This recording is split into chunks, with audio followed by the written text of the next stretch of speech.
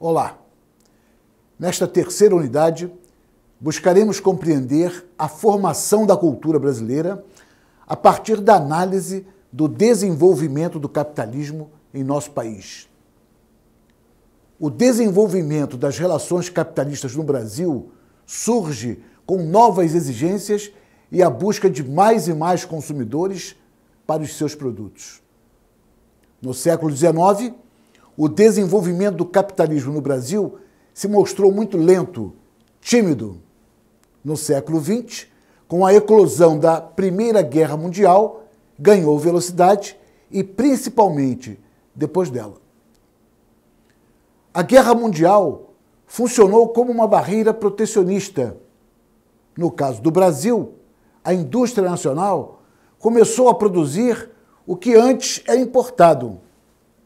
E desta forma, o mercado interno ficou livre da concorrência dos produtos importados e a indústria nacional cresceu consideravelmente.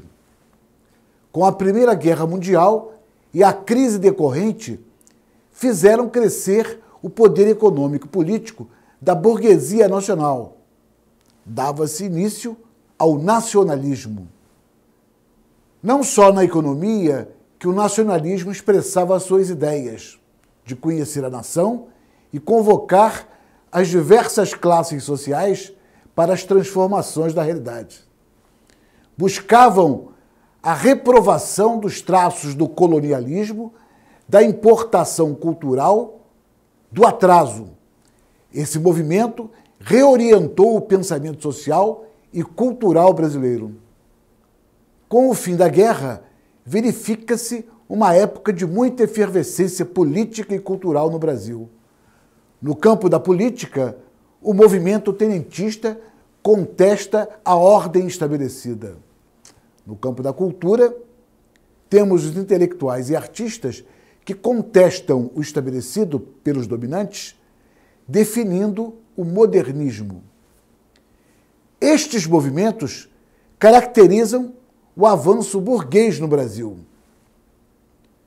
Como você seguramente já estudou, o ano de 1922 foi marcado pela eclosão do tenentismo, com a revolta do Forte de Copacabana, no Rio de Janeiro. No mesmo ano de 1922, em São Paulo, tivemos o episódio do modernismo, com a Semana de Arte Moderna e a fundação do Partido Comunista no Rio de Janeiro. Na Semana de Arte Moderna, em 1922, as frações da burguesia exercitam novas formas de expressão em busca de nossa modernidade. A rígida ordem estamental oligárquica da República Velha foi abalada com a Revolução de 30, chegando ao poder a figura do gaúcho Getúlio Vargas, que dominará a política brasileira até o ano de 1954. Durante o Estado Novo, 1937 a 1945, consolida-se nos aparelhos ideológicos do Estado e fora deles uma concepção nacionalista de cultura brasileira. A década de 30 encaminhou algumas preocupações gerais entre os intelectuais brasileiros, como o interesse pela descoberta do Brasil verdadeiro, opondo-se ao Brasil colonizado e estudado sob a visão etnocêntrica dos europeus. E ainda o desenvolvimento do nacionalismo, de um sentimento nacional capaz de unir as diversas camadas sociais em volta de questões internas à nação. É importante mencionar que, nesta época, tivemos em São Paulo a fundação da Escola Livre de Sociologia e Política e da Fundação de Filosofia, Ciências e Letras.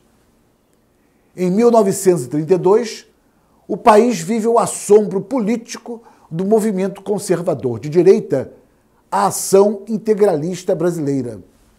Essa década foi marcada pelos intelectuais da chamada geração de 1930, tendo como seus principais representantes Caio Prado Júnior, Gilberto Freire, Sérgio Buarque de Holanda e Fernando de Azevedo. Caio Prado Júnior iniciou seus estudos a partir da historiografia de caráter social, buscando formalizar o método marxista para a análise da realidade brasileira.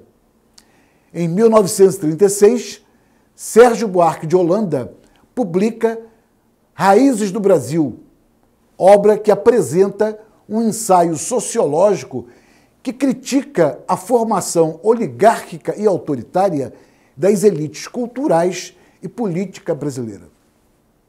Em suas obras, ele conseguiu denunciar a visão estereotipada que os europeus tinham do Brasil. A industrialização brasileira teve o seu desenvolvimento a partir das transformações ocorridas no decorrer da década de 30. O Estado se voltava, então, para o polo urbano, para a industrialização como eixo dinâmico da economia. A ação do Estado seria decisiva para este processo de industrialização e algumas medidas foram fundamentais diante dos recursos escassos. Temos, então, a ação reguladora do Estado na política sindical e trabalhista. Em 1940, o governo fixa o salário mínimo, que funciona como um instrumento de acumulação urbano-industrial. Resolvia, assim, o atrito direto entre capital e trabalho e, de quebra, garantia aos empresários uma considerável redução com a folha de pagamento, nivelando por baixo o valor da força de trabalho.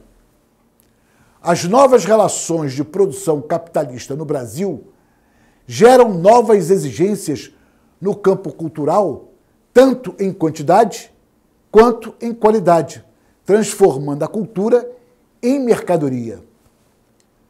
No desenvolvimento cultural, as influências europeias que dominavam antes da Segunda Guerra Mundial abrem espaços aos norte-americanos, o que já acontecia com o cinema, rádio e televisão, marcando a supremacia americana bem assinalada na música.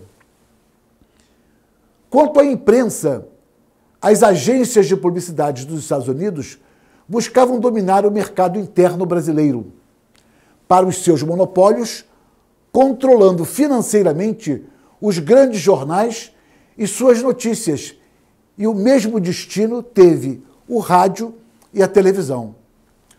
A partir de 1937, durante o Estado Novo, a centralização autoritária imposta pelo regime ditatorial de Getúlio Vargas despontam no Brasil duas tendências: a definição de cultura enquanto matéria oficial e o esboço de um projeto de nacionalização paternalista com o objetivo de elevar o nível cultural do povo.